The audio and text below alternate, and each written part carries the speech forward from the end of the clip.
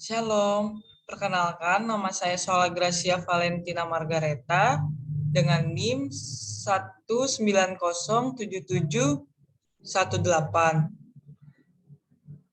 Saya dari Manajemen Industri Catering, Fakultas Pendidikan Ilmu Pengetahuan Sosial. Sebelum itu, mari kita bersatu dalam doa.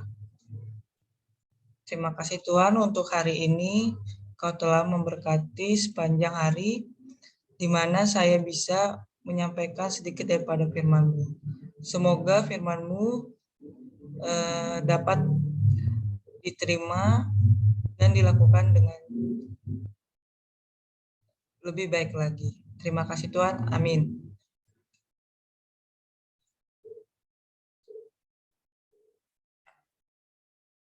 Intisari dari 6 materi yang telah diberikan, saya memberikan dengan judul mewujud nyatakan citra Allah dalam kehidupan orang-orang percaya.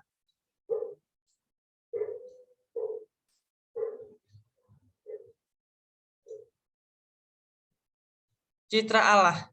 Citra Allah merujuk pada Yesus Kristus. Jika berbicara citra Allah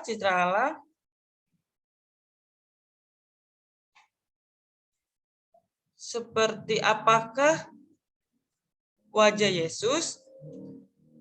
Apakah Yesus benar-benar ada? Apakah Yesus memiliki anak, istri, atau suami? Terlebih lagi, siapakah Yesus? Sasaran utama adalah nama Yesus Kristus, biasa juga disebut Yesus dari Galilea dan Yesus dari Nazaret, seperti yang tertulis pada Kisah Para Rasul ayat 10 pasal 38. Sangatlah terkenal di segala arah, kepercayaan bahkan di lorong-lorong sempit. Sekalipun karena dia merupakan juru selamat dunia. Dia hadir untuk menebus semua dosa manusia, seperti yang tertulis pada tertulis pada 1 Timotius pasal 1 ayat 15. Dia mati di kayu salib dan pada hari yang ketiga dia bangkit dari antara orang mati. Ya, memang tidak ada cukup bukti untuk memastikan kejadian tersebut. Oleh karena itu, hadirlah sebuah opini lain menurut kaum muslim Ahmadiyah. Mereka berpendapat bahwa Yesus tidak mati di kayu salib. Dia benar-benar melarikan diri ke India, tepatnya di Srinagar, Kashmir. Namun, opini mereka tentang kejadian tersebut juga tidak bisa dipastikan. Bagaimanapun peristiwa ini agak kurang penting bagi dunia, sebab betapa mudahnya setiap orang dapat mempercayai bahwa Yesus adalah Tuhan, Yesus bukanlah Tuhan, atau Yesus hanyalah seorang guru moral yang agung. Lalu C.S. Lewis baginya, kita sebagai manusia tidak layak untuk memandang Yesus dengan pembagian absolut demikian. Karena Yesus tidak membagi dunia ini menjadi orang baik yang bermoral dan orang jahat yang tidak bermoral. Malahan Yesus mewujudkan kepada seluruh umatnya bahwa kasih yang ia miliki berdasarkan pengorbanannya telah mendorong setiap orang agar mampu mendedikasikan hidupnya sebagai pemegang kendali atas dirinya sendiri. C.S. Lewis juga mengatakan pengajaran mengenai Kristus melebihi dari pemikiran manusia.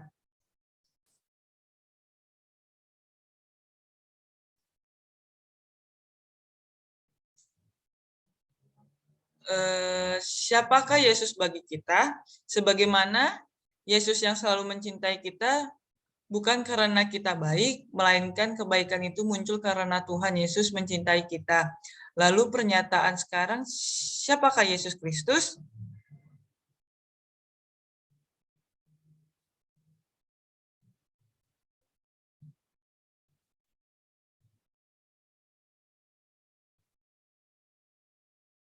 Apa yang mengarahkan kepercayaan kita kepada Yesus Kristus?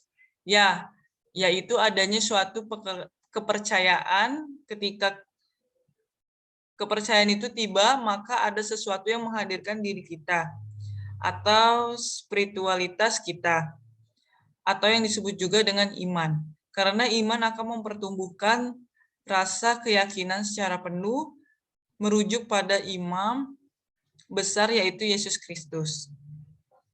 Dengan begitu, Kristus sebagai kehidupan umat Kristiani sebagai pemenang, pengutus yang memberikan roh penjaga dalam kehidupan manusia.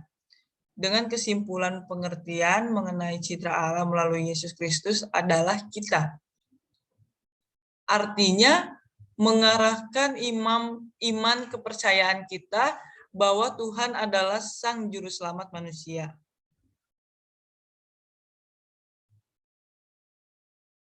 Coba kita pikirkan, mengapa bisa sampai ada seseorang yang mempunyai kekuatan luar biasa hebat sampai turun ke bumi ini hanya untuk menebus dosa manusia? Bukankah alam semesta ini luas? Dan itu terjadi sekitar 2000 tahun yang lalu. Jadi, sekarang Yesus sedang melakukan apa? Ngopi atau lagi ngudut? Mari kita coba merenungkan di hati dan pikiran kita. Maka pengertian mengenai citra Allah melalui Yesus Kristus bahwa Tuhan Yesus adalah kita. Artinya mengarahkan iman kepercayaan kita bahwa Ia adalah Sang Juru Selamat manusia.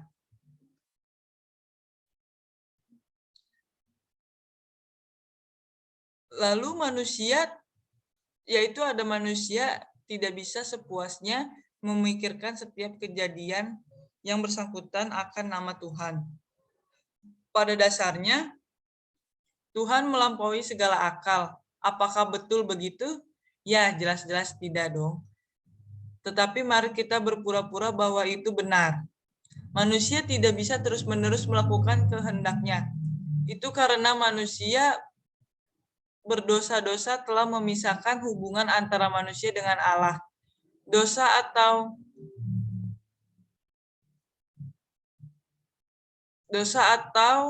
merupakan sebuah kata yang diterjemahkan dari bahasa Ibrani, yaitu kata, dan Yunani hamartia.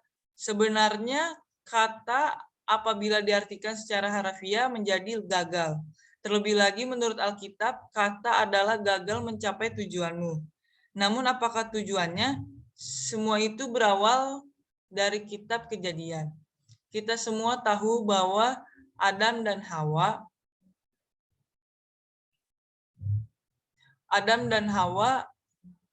gagal dalam mencintai Tuhan atau menghormati ucapannya. Padahal setiap manusia mempresentasikan gambaran akan Allah. Jika sejenak saja kita menerima perspektif tersebut, mungkin kita juga akan kebingungan. Mengapa kita yang serupa dan segambar dengan Allah bisa memiliki dosa, sedangkan Allah itu sendiri tidak memilikinya?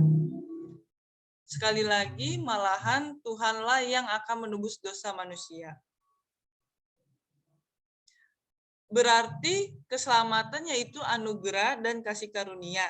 Artinya keselamatan yang telah diberikan Yesus kepada umatnya dengan cuma-cuma dan dengan tangan terbuka dari Allah. Sadarlah manusia itu mewujudkan Tuhan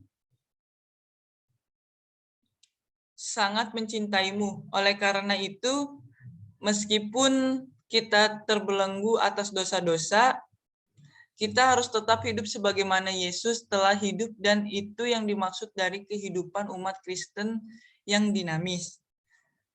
Tetapi bukankah kehidupan Yesus dan manusia di abad ini sudah jauh berbeda? Tentu saja berbeda. Jadi kita harus bagaimana? Begini, mari kita renungkan sejenak perkataan dari Frederick Donaldson, seorang imam dari Britania Raya, yaitu 7 dosa sosial adalah kekayaan tanpa pekerjaan, kesenangan tanpa hati nurani, pengetahuan tanpa karakter, perdagangan tanpa moralitas, ilmu tanpa kemanusiaan, ibadah tanpa pengorbanan. politik tanpa prinsip.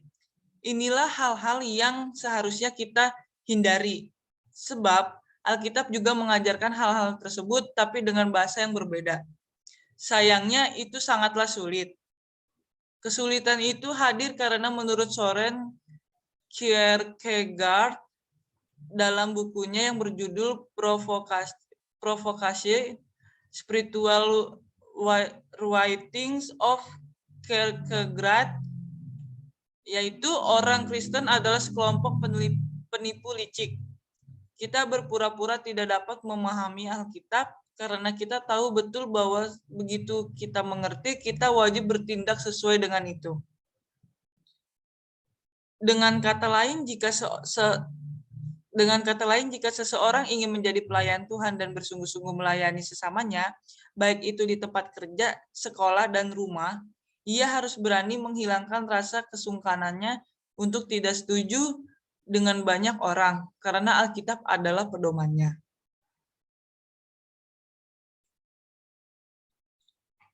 Mampukah kita mempertahankan kehidupan Kristen yang dinamis?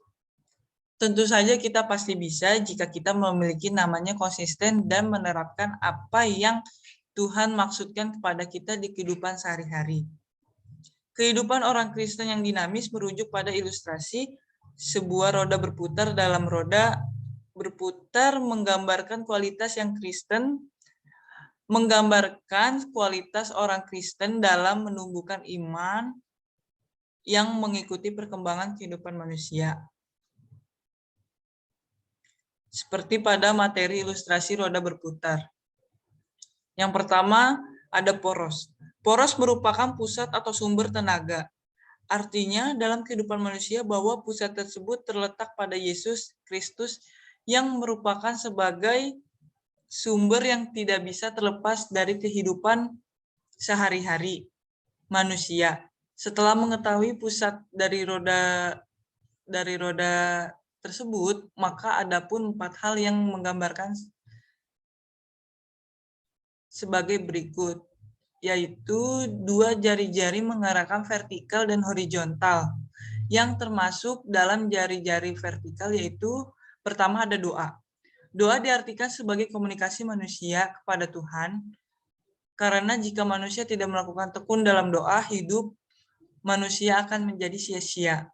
Karena doa merupakan hal utama kedekatan manusia dengan Allah. Lalu ada firman Tuhan. Hal ini juga merupakan hubungan dengan Tuhan. Artinya dalam kitab 2 Timotius pasal 3 ayat 16-17, dalam isi nas tersebut mengatakan segala tulisan-tulisan merupakan hal yang telah diilhamkan untuk mengajar, mendidik, dan memperbaiki perbuatan manusia untuk melakukan setiap tindakan manusia yang berkenan kepada Allah. 2 hal yang termasuk dalam jari-jari horizontal yaitu ada persekutuan. Digambarkan sebagai wujud orang-orang percaya atau disebut sebagai hubungan dengan manusia. Artinya persekutuan merupakan hal yang penting sebagai makhluk hidup bersosial. Karena di dalam persekutuan kita dapat belajar dan bersekutu dengan orang-orang percaya dan dapat memperhatikan bersama. Lalu ada bersaksi. Jari-jari terakhir ini juga merupakan wujud hubungan kita sebagai makhluk sosial. Artinya, seperti yang tertulis pada kitab Kisah Para Rasul pasal 1 ayat 8, merupakan salah satu nats yang mengajarkan manusia dapat bersaksi dalam kehidupan kita kepada sesama kita. Dalam bersaksi ada 2 jalan, yaitu yang pertama ada bersaksi dengan afirmasi atau kesaksian hidup. Artinya dapat dilihat dalam kitab Matius pasal 5 ayat 16. Seperti ini bunyinya, demikianlah hendaknya terangmu bercahaya di depan orang, supaya mereka melihat perbuatanmu yang baik dan yang memuliakan Bapamu yang di sorga. Hal ini merujuk bagaimana kita dapat bersaksi yang benar-benar hidup atau membangun orang-orang di sekitar kita. Lalu ada bersaksi dengan proklamasi, yaitu kesaksian secara live. Hal ini merujuk pada nats Alkitab Markus pasal 16 ayat 15. Pergilah ke seluruh dunia, beritakanlah Injil kepada segala makhluk. Hal ini menggambarkan bahwa dimanapun kita berada, kita harus dapat sebagai pelayan Tuhan yang mampu menyebarkan kesaksian hidup bersama Tuhan. Lalu ada lingkar luar, artinya maka dari dua hal di atas kita dapat mampu menjadi orang-orang Kristen yang dapat bertumbuh di kehidupan kita saat ini dan hingga seterusnya. Sehingga lingkar luar sebagai bentuk ketaatan apabila kita dapat taat dalam mendengar firman Tuhan, menundukkan diri kepada firman Tuhan, serta iman yang membuktikan dari ketaatan firman Tuhan. Dengan demikian, dalam ilustrasi roda berputar mengajarkan kita, roda berjalan merupakan cerminan orang-orang Kristen yang dinamis. Dinamis artinya itu berkembang dalam kehidupannya. Artinya bukan hanya menerapkan tanpa rasa percaya kepada porosnya, yaitu Yesus Kristus, tanpa melakukan tindakan-tindakan. Sesuai dengan nas Alkitab di Yakobus pasal 2 ayat 14-26, yaitu iman yang kita percayai jika kita tidak melakukan aksi nyata atau tindakan nyata dalam kehidupan kita semua akan menjadi sia-sia. Oleh sebab itu, melayanilah Allah dan sesamamu dengan sepenuh dan setulus hati.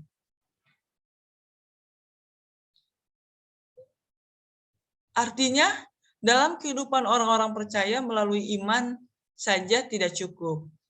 Yang tertulis pada Yakobus 2 ayat 14-16. Ayat 14. Yakobus pasal 2 ayat 14-26. Yaitu Alkitab. Alkitab merupakan kehidupan orang-orang percaya akan selalu memakai melayani. Lalu menjadi seorang pemimpin yang takut akan Tuhan. Jika Allah bersabda untuk dapat hidup dalam persekutuan bersama orang Kristen dengan dinamis, maka media yang diperlukan untuk tetap konsisten yaitu terletak pada Alkitab. Ya, bahwa kehidupan manusia akan selalu berkembang. Maka Alkitab merupakan alat media yang membantu manusia untuk mengarahkan pesan kehidupan menjadi lebih baik dari sebelumnya.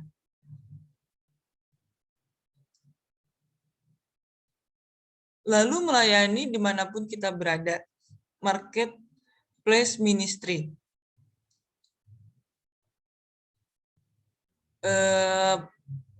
Bagaimana cara mewujudkan citra Allah, yaitu dengan dapat melayani dimanapun kita berada. Market ministry, artinya pelayanan yang kita lakukan dimanapun dan kapanpun Tuhan berikan kepada kita dapat bersyukur dan melayani dengan segenap ketulusan hati yang telah Tuhan ajarkan kepada kita, yaitu Alkitab. Karena melayani yang diajarkan Tuhan bukan untuk orang-orang khusus, melainkan kepada semua orang kita dapat berikan pekerjaan yang diajarkan dalam firman Tuhan. Oleh sebab itu, kita dapat bekerja dengan setia dalam pelayanan yang telah kita berikan karena kita menyertakan Tuhan di setiap pekerjaan. Lalu apakah kita dapat nyatakan dalam aksi kita sebagai seorang pemimpin?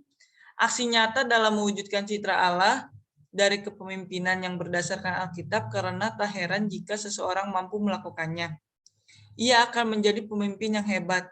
Dia bukan hanya sebagai pemimpin untuk dirinya sendiri, tetapi memberikan keberanian untuk orang lain. Dia bukanlah pemimpin yang mengikuti orang banyak, tetapi akan ada banyak orang yang mengikutinya.